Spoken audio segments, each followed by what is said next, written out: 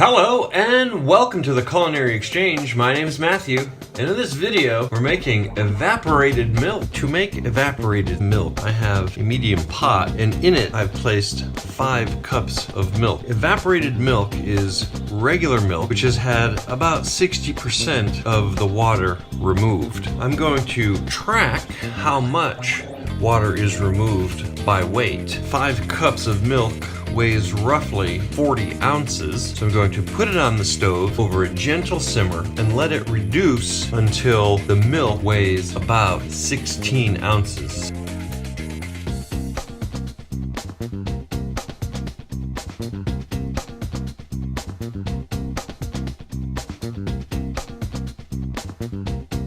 My calculations are correct. We're at about 2 cups. I'll turn off the heat and measure it up.